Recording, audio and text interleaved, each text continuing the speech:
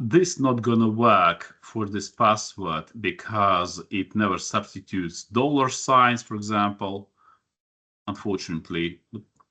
Okay, so I think those two checkboxes are enough to crack password 1. You also need to reset initial position. So you right click here and select reset file position. So it will begin searching from the very beginning. And I will also modify this word list to speed up hacking. Right click add to list, and I will modify this file in Notepad. I will add word such as password somewhere here. As you might see, this is not exactly password 1 with capital. So I expect hybrid attack with changing case will work. So I'm saving this word list and trying from beginning of the file. So what I did, a little bit modified the file, reset initial file position, selected the best checkboxes, and now start. So password 1.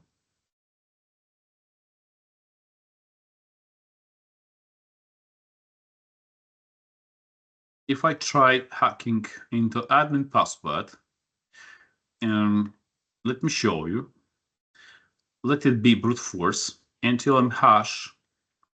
Let it be full character set with capital, small digits, and what's the difference in here? Dollar sign should be there.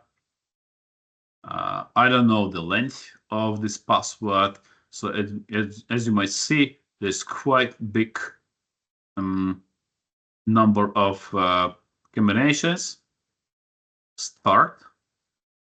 I just want you to see how long this will take. The speed is not the best one, like 15 million tries a second, but it will take zillions of years to go through this space.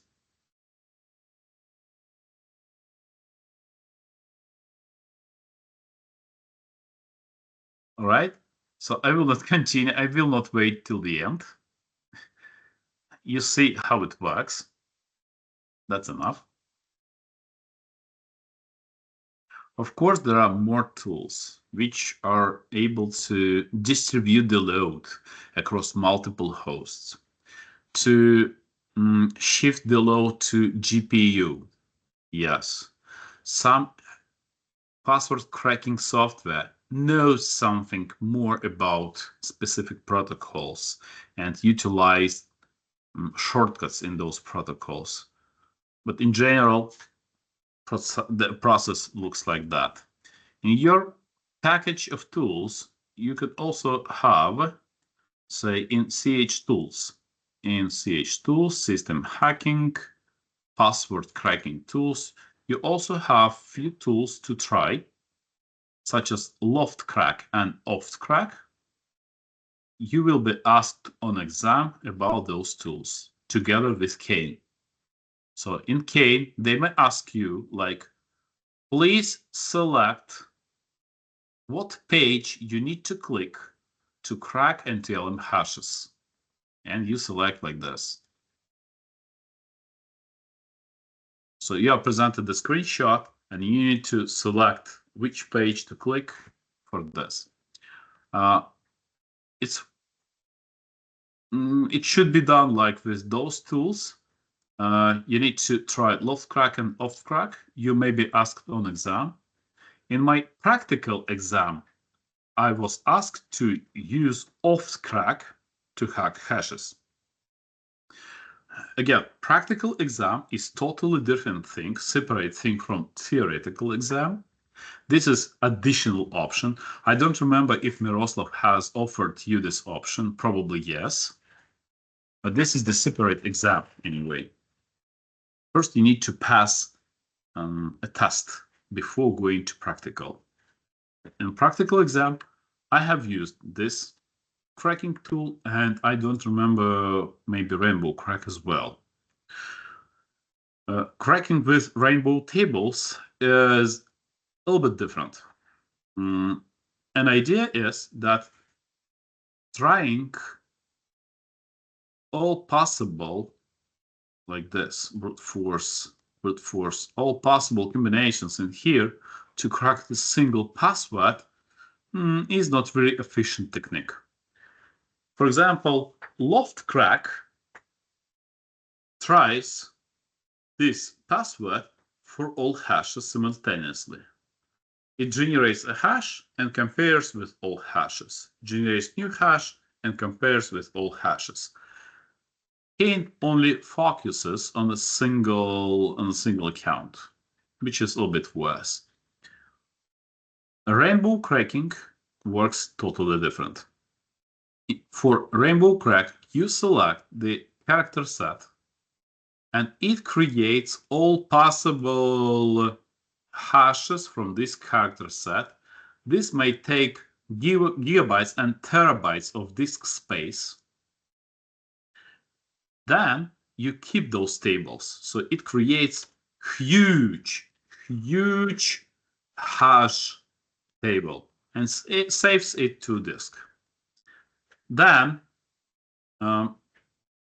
when you need to crack some hash, you just simply search it in the table and that's it. You don't need to calculate hashes all the time. So searching works much quicker than generating hashes. But you see, you cannot customize character set. If you have pre-created a rainbow table with this limited character set, okay, you are limited to this character set. But all techniques are good.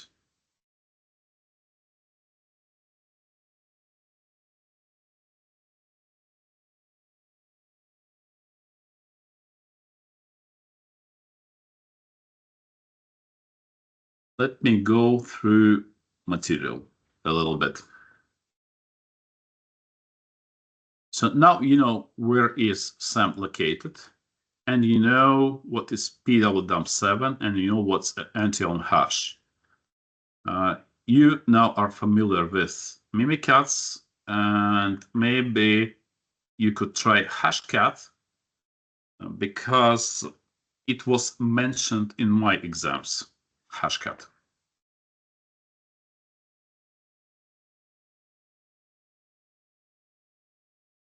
This is not interesting. I suggest you learning this slide because you may be asked on exam on password cracking attack classification.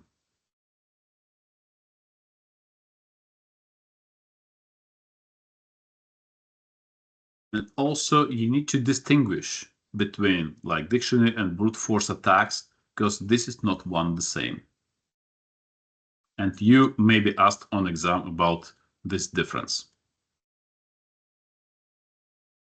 Talking about word lists, let me mention one more word list.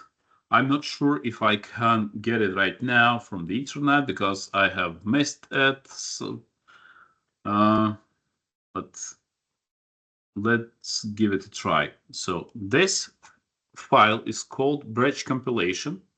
Bridge compilation.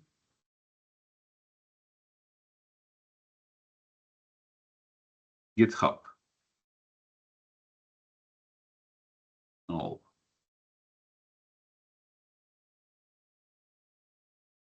And you could download somewhere. I don't remember the exact link, but idea is right here. This is a file compiled from real attacks. It contains passwords dumped from real attacks. So I suggest you searching for this file. And this is good word list because it was compiled from real world passwords.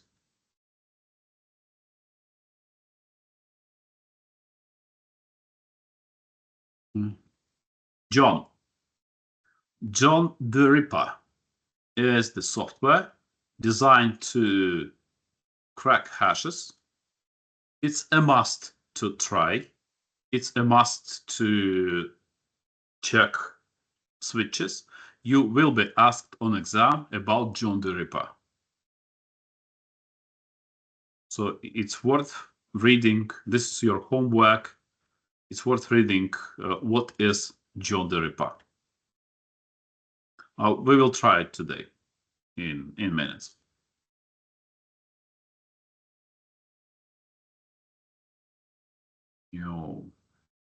Poisoning. Let me show you an example of active online attack. So we go to Kali.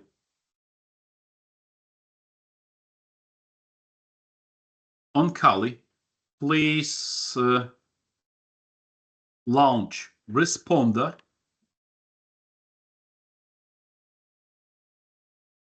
-I capital interface Ethernet 0 in this case. Just simply launch it. I will explain the idea. So responder and specify the interface. Go.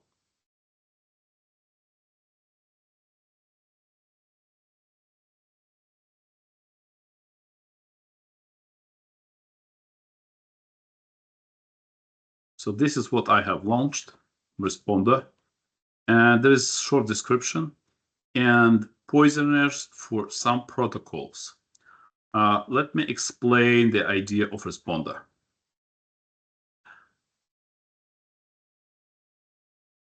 So there's the network and the victim machine and the responder on attacker machine. Victim has some shortcut on the desktop, or maybe just simply navigates via start, run, 2 backslashes, for example, server 123. This is the simple NetBIOS name. Technically, it's a good idea for you to know name resolution process. In short, there are 7 ways how Windows performs name resolution. 7 ways. The first is DNS cache. The second is file hosts. The next one is DNS server. So basically Windows adds some default or maybe customized domain name to this short name, such as server123.ch.local, and comes to DNS server trying to resolve this name to IP address. If unsuccessful, it goes to the next protocol, NetBIOS. So NetBIOS cache.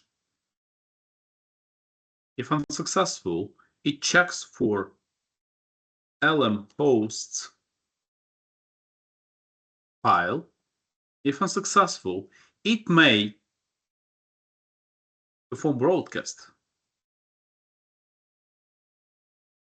If unsuccessful, it may request Wins server for name resolution.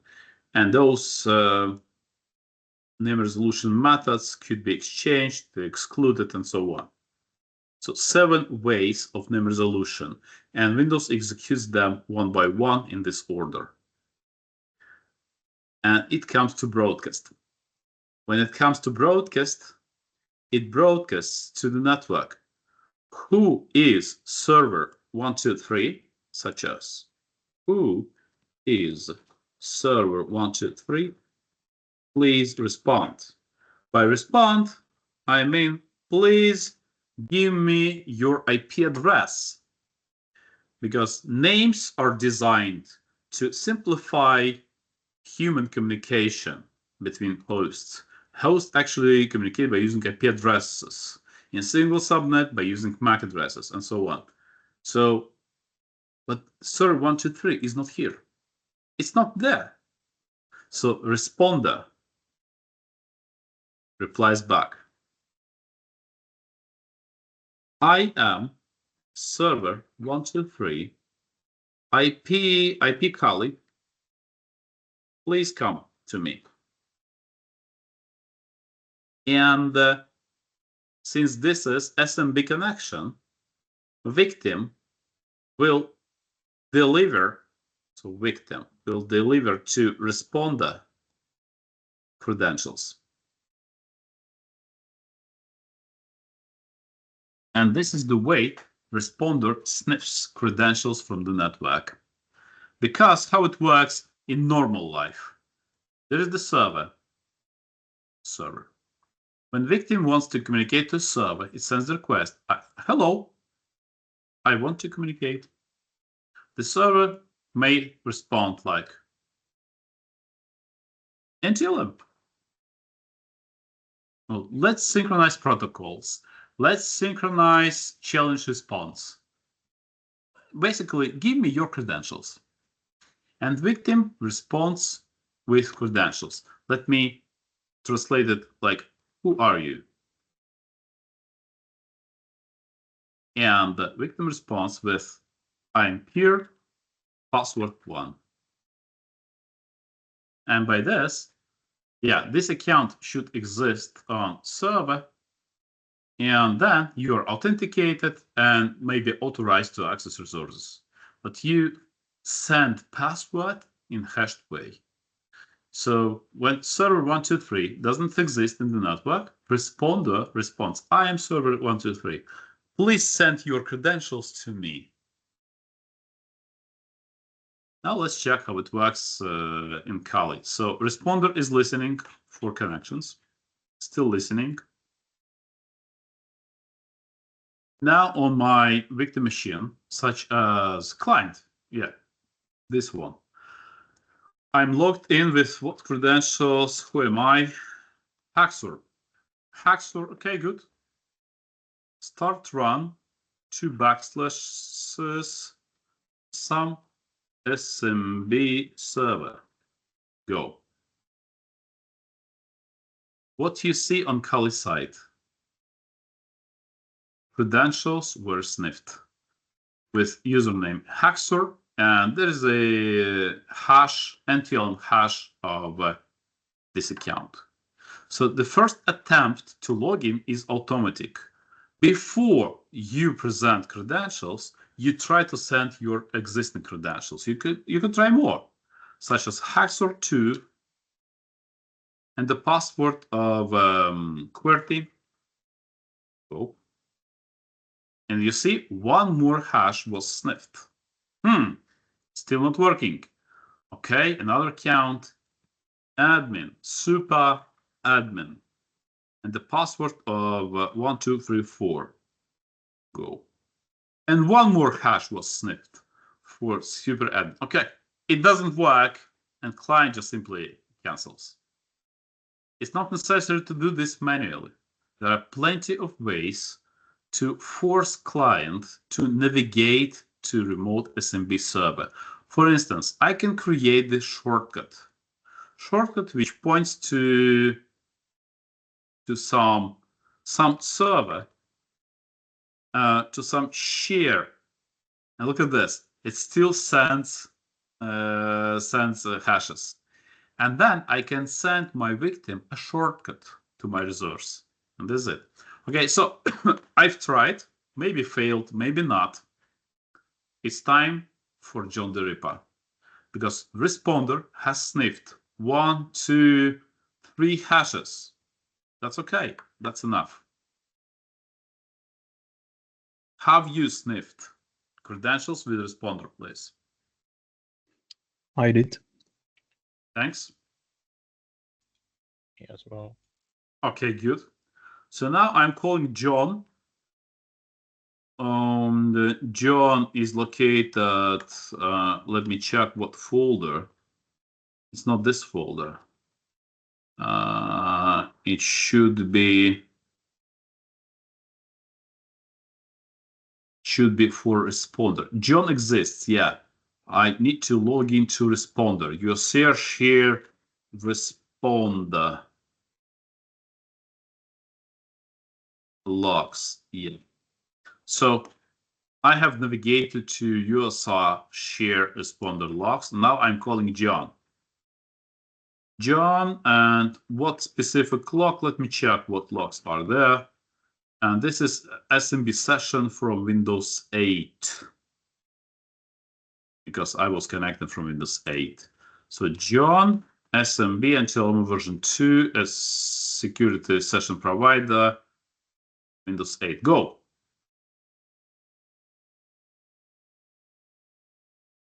And that's it.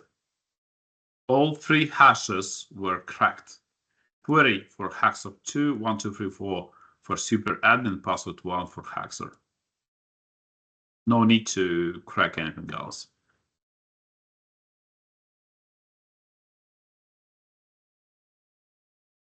So the idea is very simple. You run responder, and responder tries to sniff hashes from the network. Then the client makes a mistake, trying to navigate to some unavailable resource. But it's not necessarily a mistake of a human. This could be part of the attack. Then responder sniffs, and you deliver this log to John the Ripper. Any questions so far about this attack?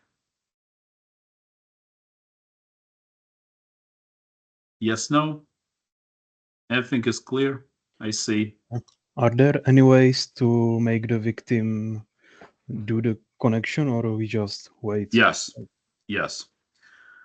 Let me check some Telegram channel with hacks. Today I saw one interesting CVE. Copy a link. Let me check if it will open in the browser.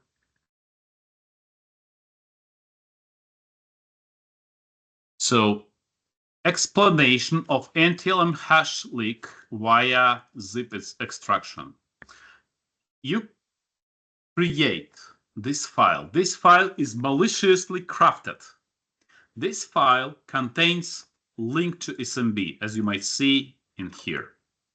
So that's the example of this maliciously crafted library MS file. And you zip this file and you send to your victim. And by checking this, you see, upon extraction, Windows Explorer XZ tries to get to this path, because Explorer XZ by default trusts this file by name. And you may have a responder prepared running on this IP address. Very simple, right? Nice. Yeah. Quite new. Was it patched? I don't know. Oh, there's the video of this. Even more interesting. So this could be your homework if you want NTLM hash leak. Now it's on the record, so you will see. And technically, you know what? I'm reading this resource time to time because they publish, every time they publish a lot of nice hacks.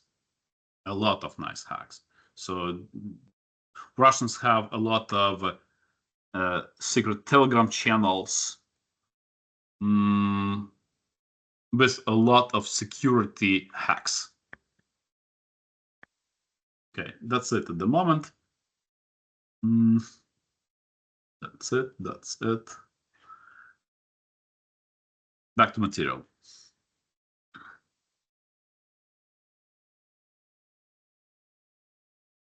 That was poisoning.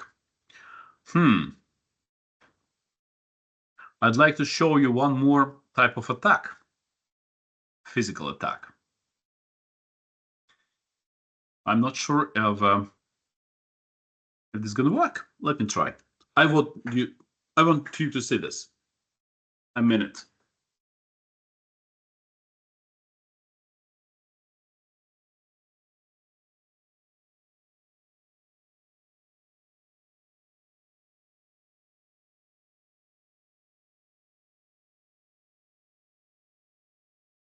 Tell me if you know this manufacturer.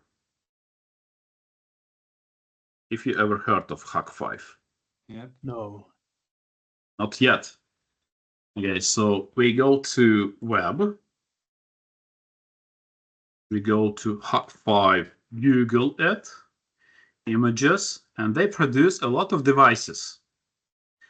Specific devices such as Packet Squirrel, you inject it into the network and it sniffs for traffic. Or say Wi-Fi Pineapple. Wi-Fi Pineapple intercepts wireless traffic, and it also has Karma attack. In Karma, it emulates all possible wireless access points.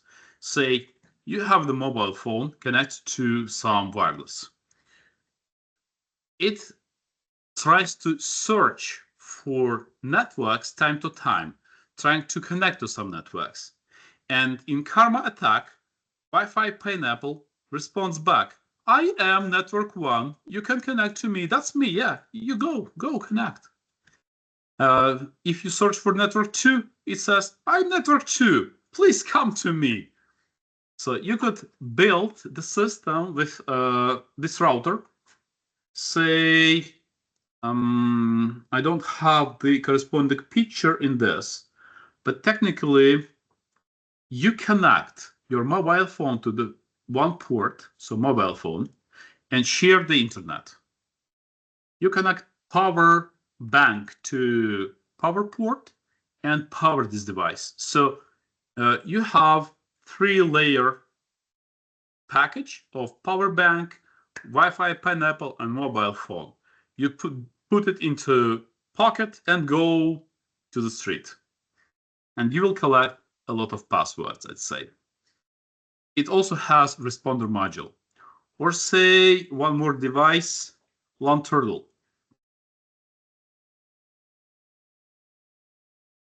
So for example, this one, my camera is Wi-Fi Pineapple, which is smaller option, not that big. This device is a Lawn Turtle. So you see, it has 8P8C connector and USB connector. So when you insert it into PC, it emulates Realtek network card. But basically, this is the router. For security reasons, it says, let me put a light on it. For security reasons, it says that this is just a network card, no more. But basically, this is a router with OpenWRT package, and it also has modules of responder, SSH, reverse session, and so on. If you insert it into PC communicates via this router, and the victim basically never recognizes this. One more type of attack is totally different. USB rubber ducky. This one. And it looks like this. So technically, inside there's the small CPU and the micro SD card. This is a little bit newer than my rubber ducky. My rubber ducky only has USB-A connector. This one also has a Type-C connector. Okay, it looks like USB stick, like storage. In fact, this is not any USB stick. This is keyboard, self-propelled keyboard. So when you insert this keyboard, it begins typing. I could try it on my victim machine. This is not going to work because I have not compiled the script, but I have precompiled script on this machine, on this keyboard before. So I'm inserting this device into my physical machine. It says installing. And now it does something. Look at my screen. Do you see this? Yes. So let me explain what it does. It calls for PowerShell encoded command, and this is base64 encoded command, just simply base64. We have this in my tools. You could go to peer tools. You could go to CEHv13 package, rubber ducky. There is my test of some payloads. Let me explain the idea from the very beginning. So this is the script which will be executed on victim machine. Windows R to call run. Then it will type PowerShell dash command invoke web request. Actually, it's get the source of executable and output file. As you might see, I'm dropping it to C Windows temp. And also I'm trying to make the script as small possible because run has limited length of characters. And let me check, this one. So this is the command, get source, destination, semicolon, execute. So this one will be delivered to PowerShell.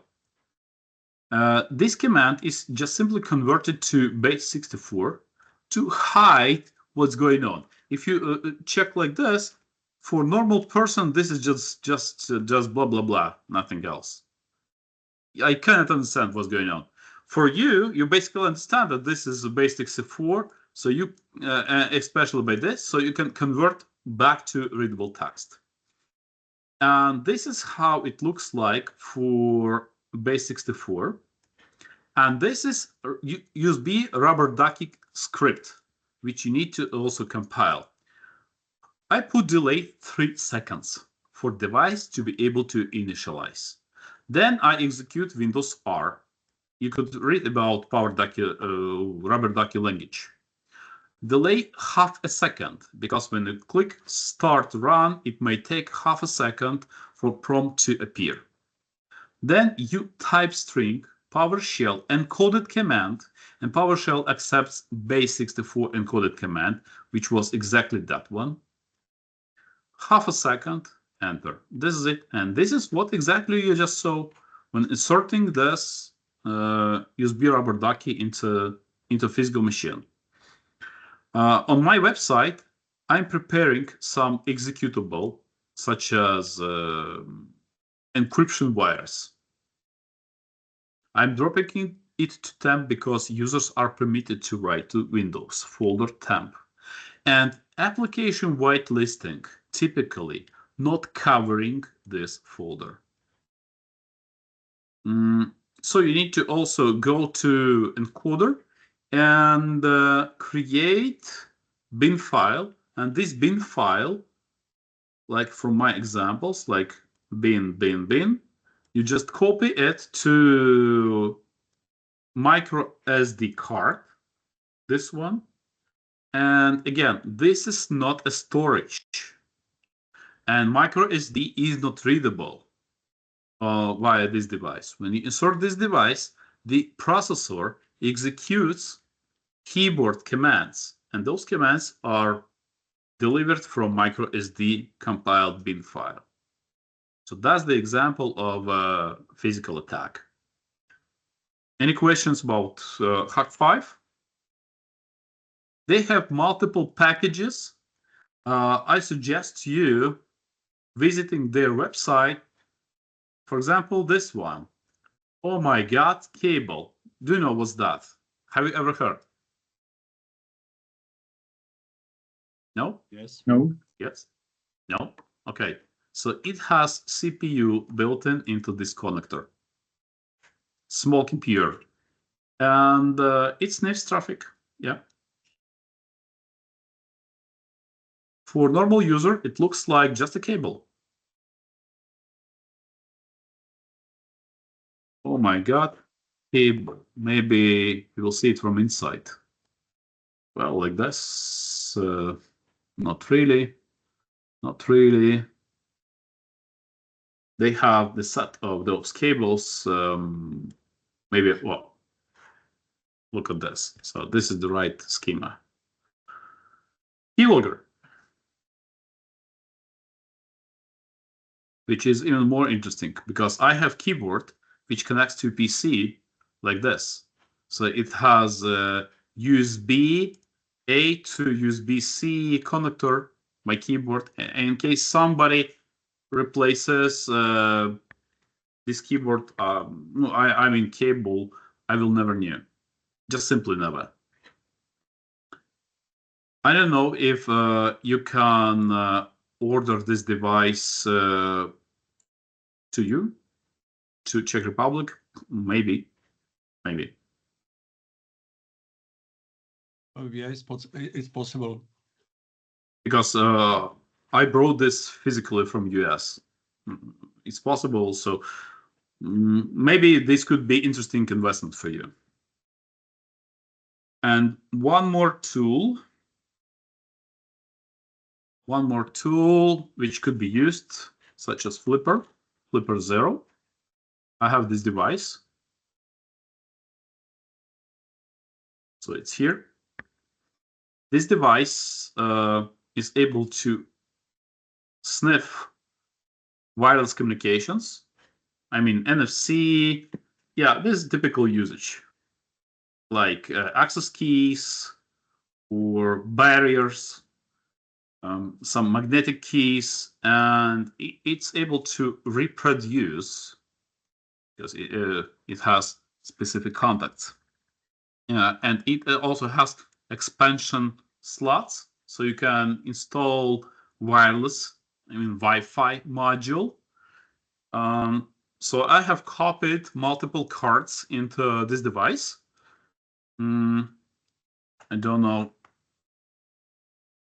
if I can show you.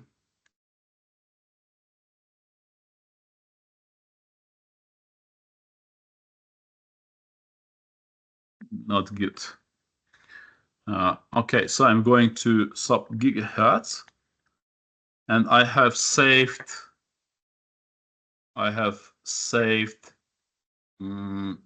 data from keys. So this is how I open my barrier at home. I can do it from this device as well. Well, and the physical pen test kit could look like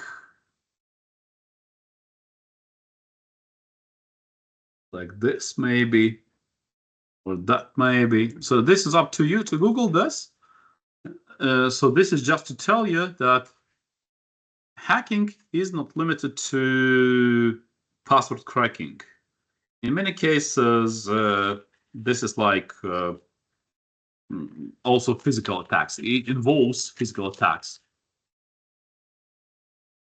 That's it for this demo. That's enough, I think.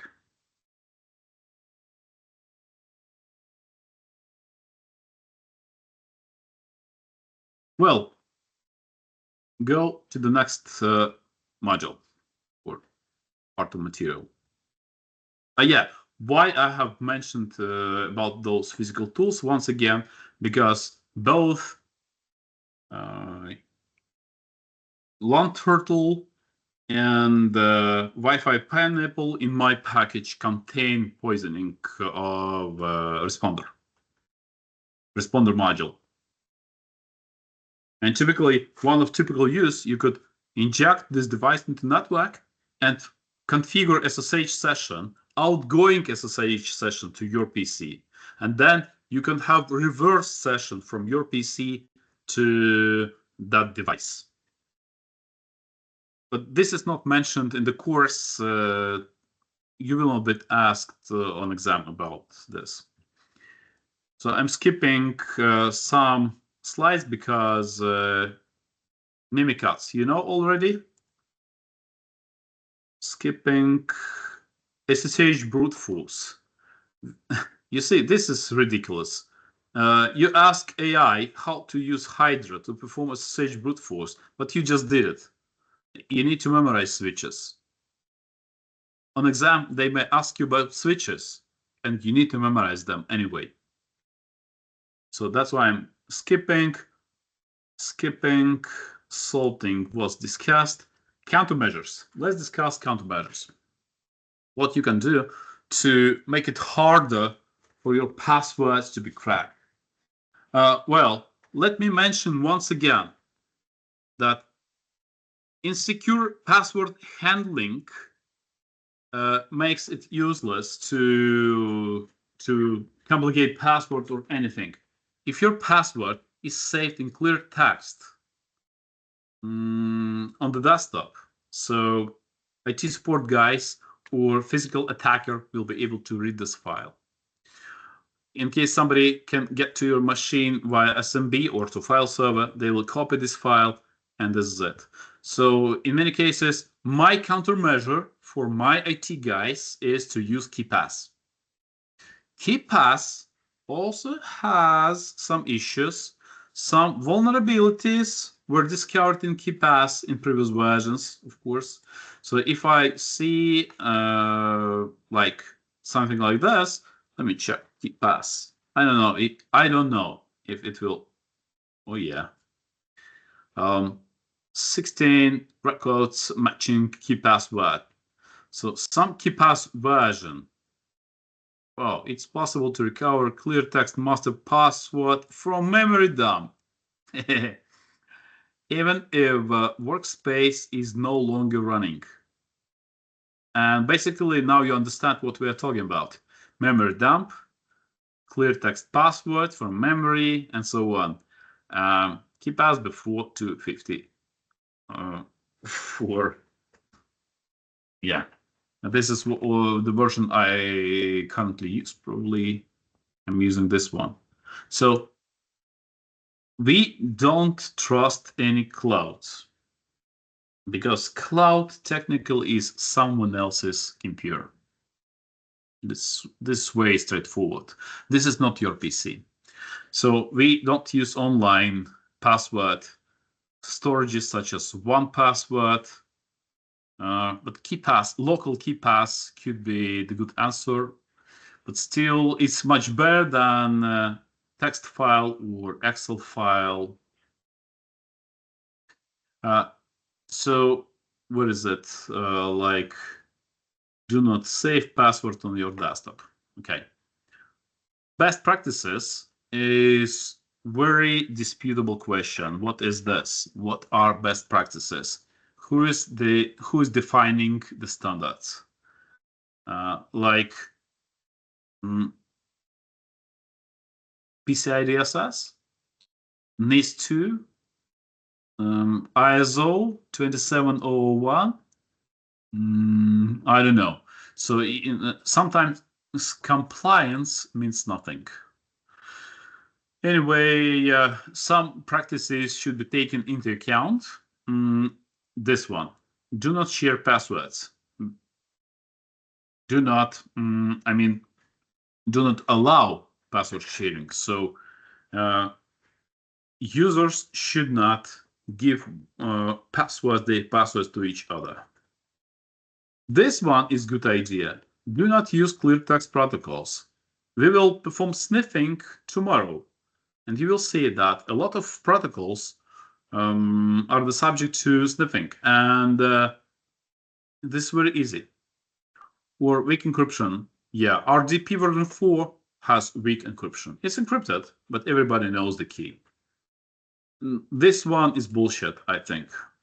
No way. No.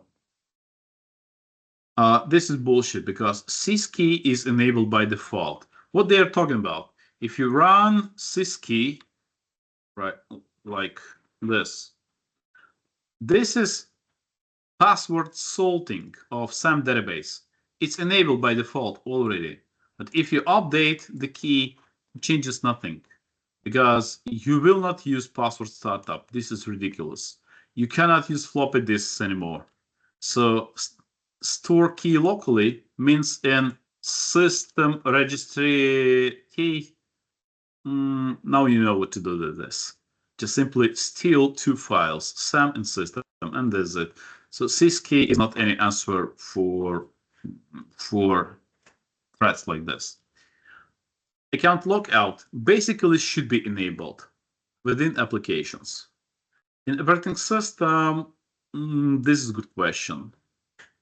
I don't know. I have enabled it. Yeah.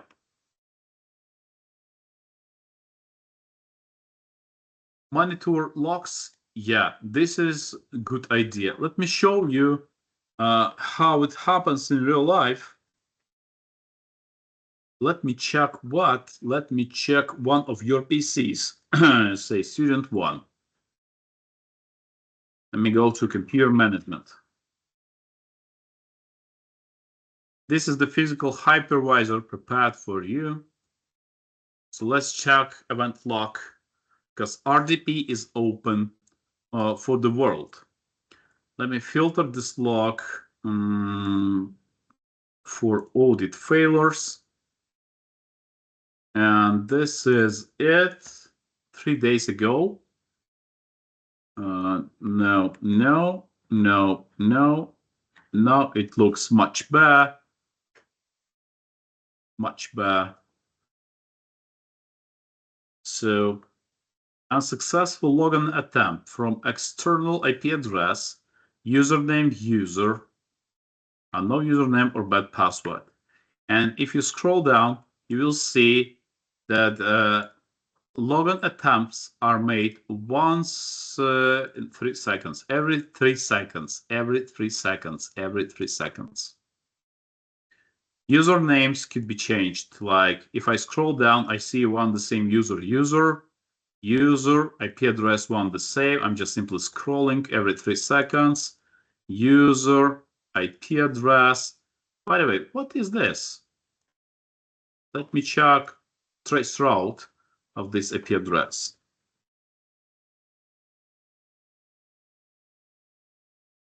Maybe there's going to be something interesting. I don't know.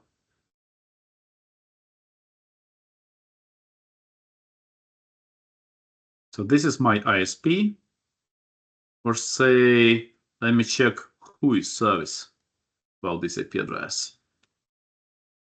Google. Oh yeah, I know the source. Romania. During last weeks, I have a lot of attacks from Romania. And also I had on my physical server, I have a lot of attacks from Ukraine, from Russia, sometimes from China, sometimes from US. But basically those two are at the top. And of course, Africa sometimes. This is the top attackers. They typically have jump stations somewhere in the cloud. I see it because IP addresses are changed like by 1, by 2, and computer names from which they attack me also are synthetic. So basically attacks take place all the time. I wonder why it's like just simply a few days ago, because my physical server experiences attacks 24/7. If you expose your port to the internet. So monitoring logs is good idea, and to have some reaction on brute force, not just simply look at this. Oh yeah, nice attempt. Well,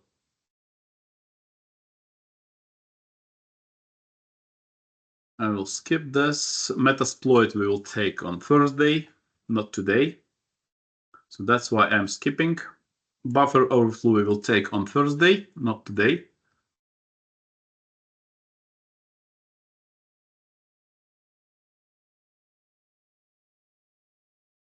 Let me describe this one. Bloodhound. I will Google for better picture.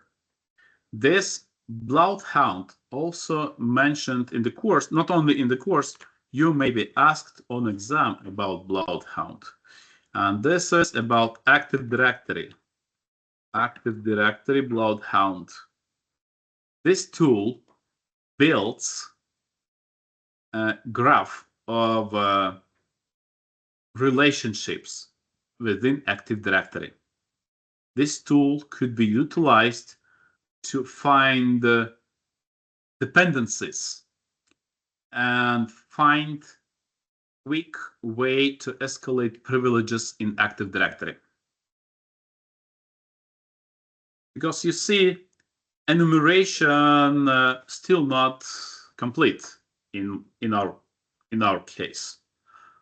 When you enumerate user accounts, IP addresses, host names, everything, just simply look at this. If you go to victim machine, so you could go to victim machine, which is the domain member. If you log in as Peter, you may see some warnings or something. Yeah, this one. This is my mistake. Yeah, I understand. Because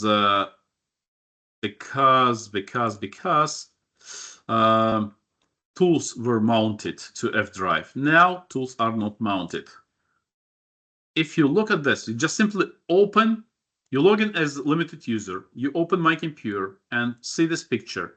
Do you see anything bad? Anything very suspicious? Anything unusual?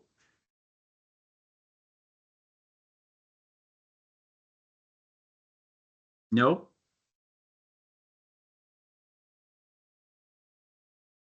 No. Okay, so this is the connection. The F drive is connected to $C, to $C share on the local hosts. So you need to have admin privileges to do this. If you check your privileges, such as peer, who am I, /all, you will not see admin privileges in here. You don't have admin privileges, but there is the connection to C drive.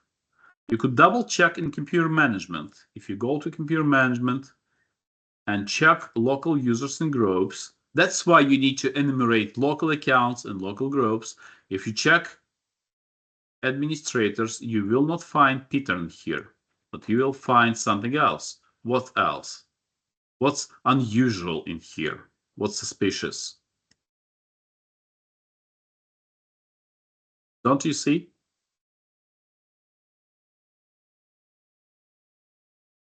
You remain the user MySQL? Or what? No, because MySQL was created for you, just you saw it.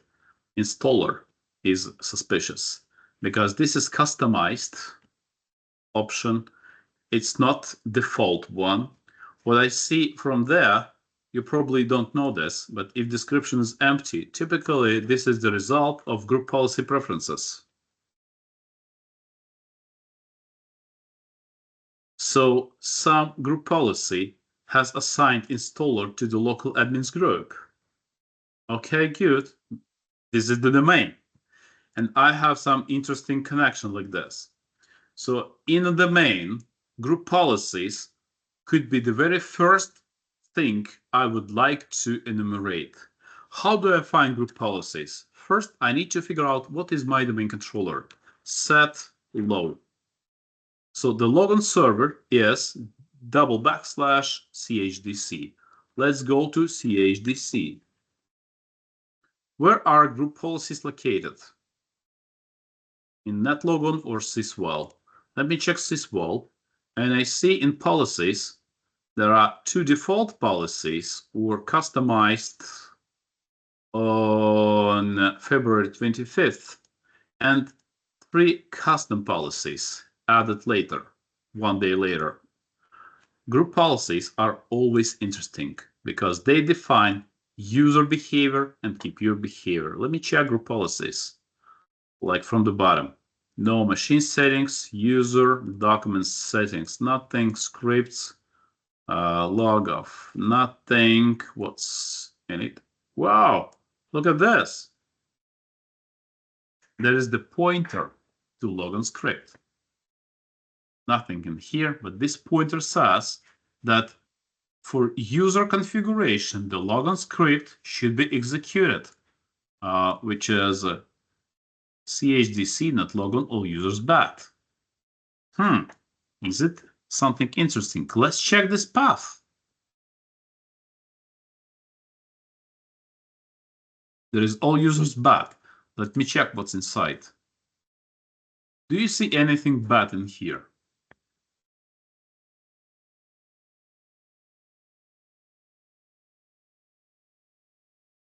Well, yeah, there is a plain text password. That's in the correct. script. The password is saved in plain text in batch file and is available for everybody. If you check properties, security, you will see that authenticated users have permissions to read this file. So everybody is permitted to read this file. So everybody can figure out the username and the password. And since it points to $, this should be an administrator on localhost on what computers. If you continue analyzing group policies, you will figure out like this one, not that one. Give me a second. Preferences, groups, XML. You'll see that CH installer is being added to group administrators. So the only question is, what's the target audience? From this, we don't see what computers execute this group policy preference. Now we have figured out the local admin account, maybe on some computers, maybe on all computers. This depends. If you can manage to log in to the main controller with any account. So it's not necessary to log into the main controller physically. Not necessary to do this. You could install group policy management on your hacker PC and just simply select, right click, and go to change the main controller. So from your workstation, you could navigate to the main controller by using limited user account, and then you could read group policies. You could read the content and the structure of a domain. That's why everything is important in enumeration. And you see, oh yeah, some baseline. In this baseline, it's told that installer is added to all PCs, all workstations. This changes everything. So by simply reading group policy content, you crack a local admin password and escalate privileges quickly in a second on all PCs. Of course, you could also check like server baseline, domain controller policy. You could check. Yeah, we saw it in NetBIOS enumeration that installer also has privileges on the domain controller. So this is domain admin. And you may say, like, whoever does that, I'm telling you that I saw scripts like this many times in many networks. When admin is not, when admin has no black belt in sysadmin skills, so he does it like that. He deploys new software like this. He connects some disks like this. In Visual Basic script and PowerShell scripts, in batch files, in group policies directly, they do it like that. So this example is taken from real life. And this is just to mention that checking your real domain controller in real company for group policies, for batch files is really important. You will see a lot of interesting things. And Bloodhound is designed to find the short way to become admin in Active Directory. It enumerates everything. Well, and anyway, you could do it with YouTube. Just check YouTube, see a few videos, and maybe you will deploy Bloodhound on your system. Power view could be utilized to have more options, to get more benefits from PowerShell, but also it's a good idea to pay attention to PowerShell Empire. You could Google about this. I don't have it deployed at the moment. So PowerView and PowerShell Empire is designed for hackers. So you could control remote machines with PowerShell. So this is so-called like built-in Trojan, because PowerShell engine currently is built into all machines. I saw suggestions that you need to disable PowerShell functionality on workstations and servers, make it unavailable for users, but you cannot, because it performs some tasks for you. PowerShell was designed to make complicated tasks possible for admins and end users. So in most companies, I see PowerShell is enabled and permitted for users. Skipping. Privilege escalation. Let me check my log. Yes, we can go to privilege escalation, and I will show you 2 exercises, because we actually already began privilege escalation module with this trick with installer user account is actually privilege escalation example. So please pay attention to this slide and learn the difference between vertical and horizontal privilege escalation. Like pass the hash is an example of horizontal escalation. Or say abusing Active Directory scripts, logon scripts, is an example of vertical escalation. Unfortunately, it's not easy to be protected from all of this. Let me show you an example of DLL hijacking. If you want, you could do the same together with me. I don't expect everyone to be able to do it quickly, but so if you feel that you're able to do this, let's go. I'm going to domain controller. I need to permit users to be able to log into a domain controller. For this, I will do what? I'll select user account of Peter. In Active Directory users and computer, I'm going to Peter and add it to group such as account operators. As you might know, account operators have permissions to log into a domain controller. One more possible way was to change group policy in here, default domain controller policy. I will show you quite quickly, but no need to repeat it. So if you go to computer configuration, policies, Windows settings, security settings, user rights, local policies, user rights. And once again, user rights are important. And you can change allow login locally, right? Allow login locally to just simply add users. And after GP update, domain controller will allow users to log in. But you know, the hack I would like to show you right now is not about domain controllers. It's not about domain controllers. It's just simply about Windows Server 2008. First mistake made by admin is installing software in default way. Let me show you. So admin goes to tools. This is admin. I'm going to Peter tools. I'm going to privilege escalation. Oh, no. I'm going to prerequisites. In prerequisites, I'm installing active Perl. This may take 2 minutes. So I'm doing this as admin. Accept. Question, do you see anything bad right here? Tell me.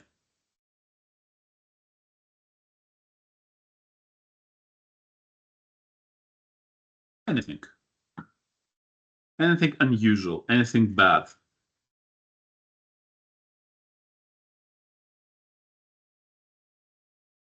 No idea? Or you have some idea what's bad? Don't be shy, just tell me. It seems okay to me. Right, that's a good answer. Could you please tell me, where should your documents be saved? In what folders? If you work with documents, what folders are designed to keep your documents? Documentation. Documents. In user profile, documents. Could be the desktop. Okay, good. Tell me what folders should be used to deploy software, to install software? Program files, probably. Program files. Let me show you why. Because if you go to C drive, program files, and you can answer quite quickly what makes the system protected from limited users. Again, we are going back to DACLs.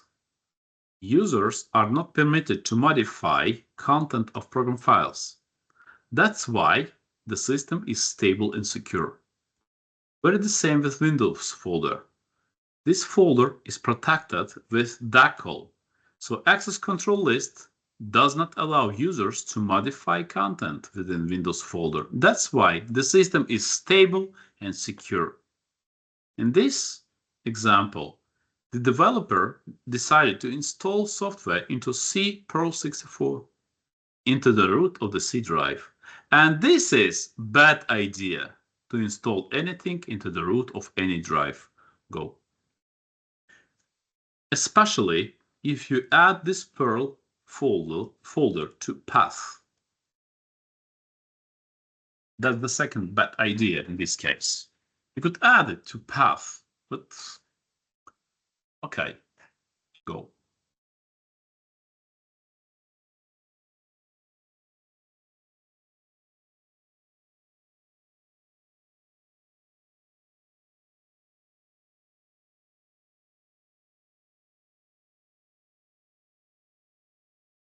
I will close everything else because I don't need it anymore.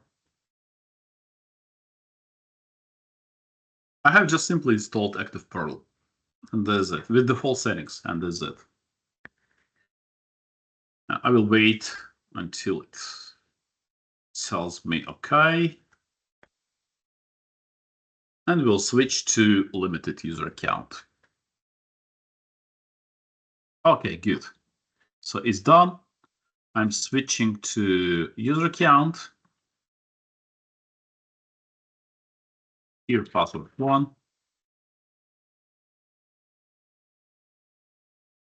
You could check that this account is really limited in computer management. If you go to device manager, states I'm limited account. If you go to disk manager, I'm limited user account. Everything is good.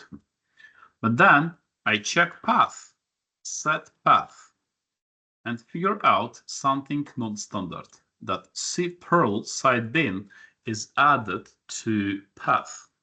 Let me check the ACL of C drive.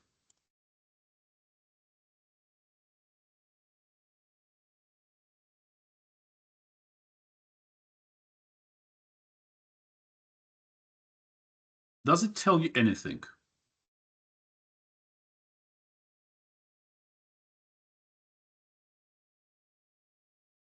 So by default, users are permitted to create files and create folders and drop files into the root of the C drive.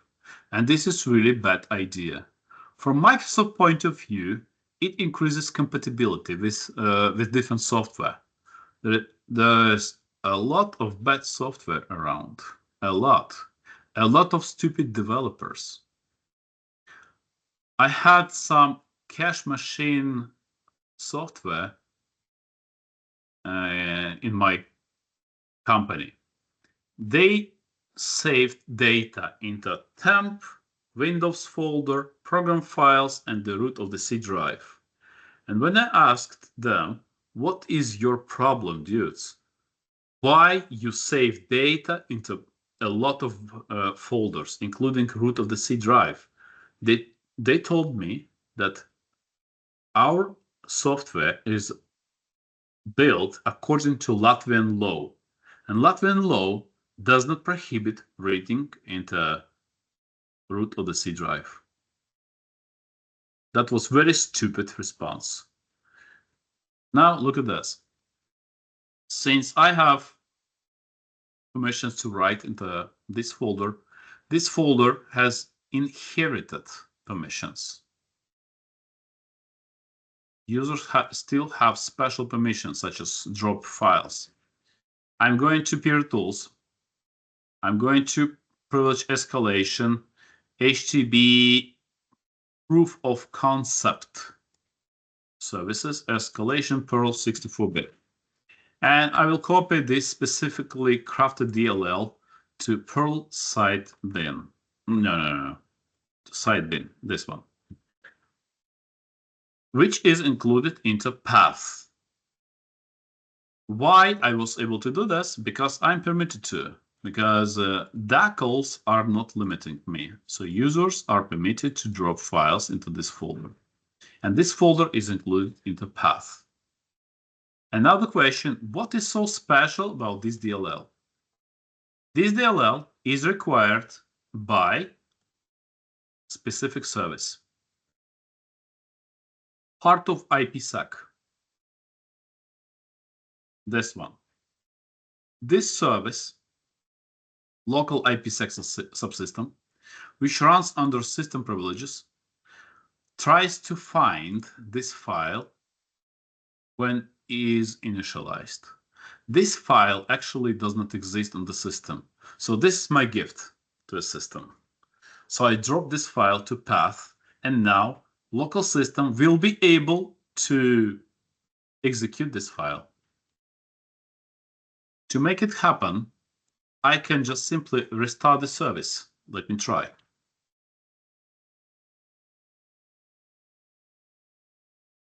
I can also reboot the system, but it takes a longer time.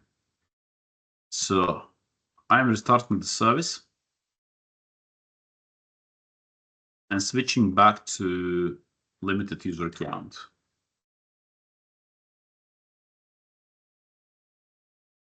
So limited user now tries to exploit vulnerability and double clicks management console. Oh, still no. Okay, I need to reboot then. Let me try rebooting.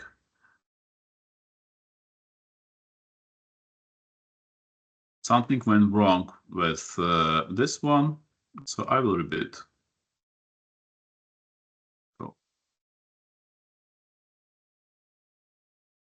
During boot up, this service will search for specific name of DLL, and it will find my gift. And basically, this is what specifically called DLL hijacking. Come on, do it quickly.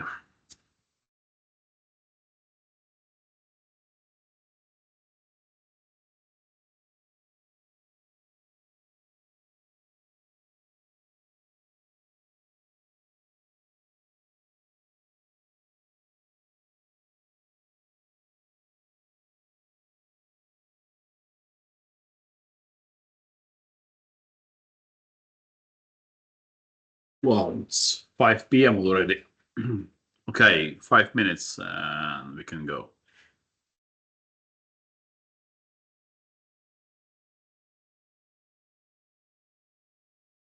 All right, so I'm logging in as limited user. I don't need admin anymore. Everything has happened already.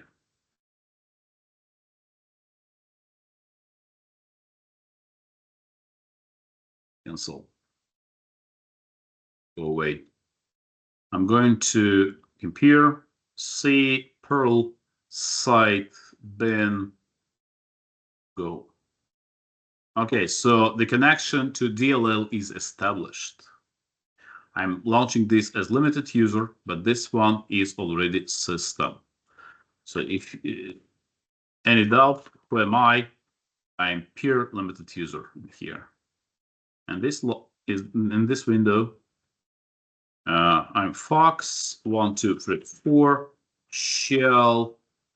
Who am I? I'm system.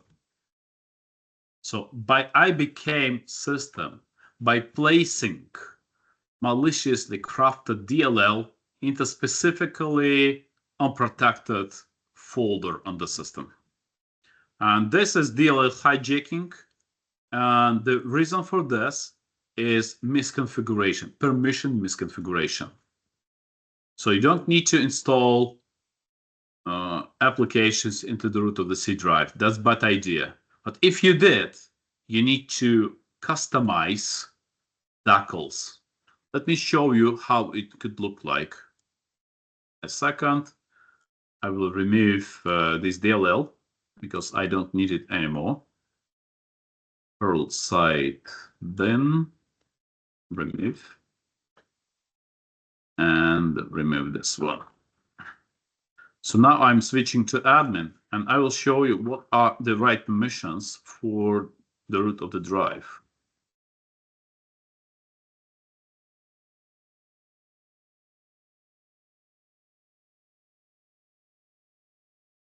So I'm going to C drive, properties, security, advanced, and I remove all the bullshit from here. Creator owner, go away. User special, go away. Create folders, go away. And this is what could remain. System admins full control and users free to execute. Okay. Yes, I do. I do understand what I'm doing. Yes, I know. I understand what I'm doing. Please make a note that I'm not forcibly replacing anything below. Just everything what is inheriting, what has inherited permissions on. Continue. So I have not screwed permissions on program files. I have not screwed permissions on Windows folder. I just simply reconfigured permissions on the root of the C drive. So now users only have read permissions. And I will do this on all disks, on all computers, through all the enterprise, with no exception. Now users are not permitted to drop files into this path. Was it hard? Not really. Or was it?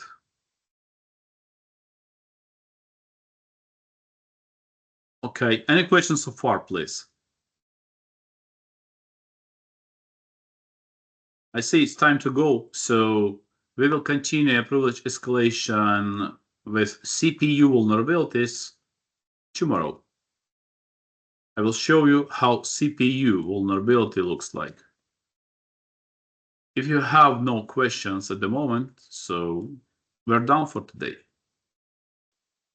Thank you. See you. Thank you. Have a nice rest of the day. Bye-bye.